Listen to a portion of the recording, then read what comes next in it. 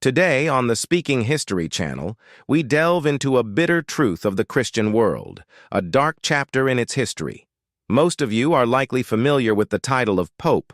Up until today, there have been 266 popes, and records of their lives and deeds are well documented. However, there is one figure whose very existence remains a mystery. Let's uncover this secret. This is the story of a time when Europe was submerged in the thick darkness of ignorance. At the beginning of the 9th century, when Charlemagne dominated European nations, he compelled them to adopt Christianity.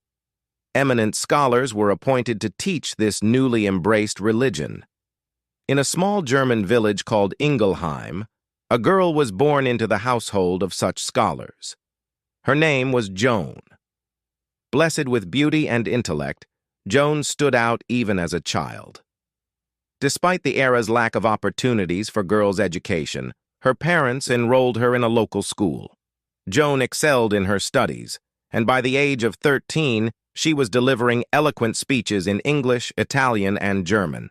Her beauty and intelligence soon became the talk of the town. During this period, Joan met a young monk from Fulda.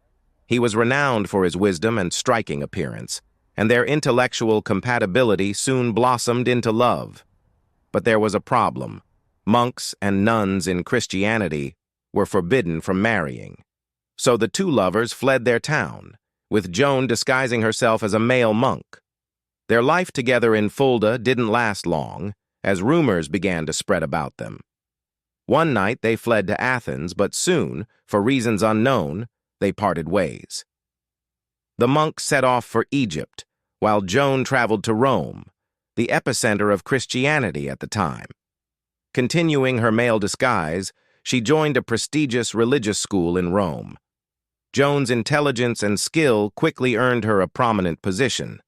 At that time, Pope Leo IV ascended to power. He was one of Joan's teachers and recognized her talents. Leo entrusted Joan with several important duties, and she even accompanied the Roman army to the battlefield, returning victorious. However, as Joan's power grew, so did her enemies. When Leo IV passed away, Joan's old mentor helped her become a cardinal, a position equivalent to a ruler. Not long after, a new pope was to be elected. The process was fraught with conflict, as various factions vied for power.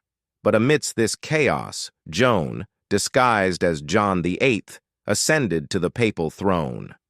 This event was unique in history, a woman ruling over the Christian world, particularly in a time when women in Europe were regarded as little more than possessions. Joan performed her duties so brilliantly that her reputation spread far and wide.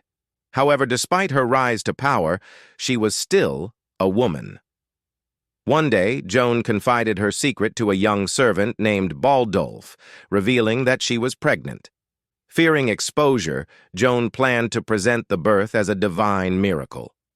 However, fate took a turn when her former lover from Fulda arrived in Rome. Seeing his old flame now in the highest seat of the Christian world left him stunned.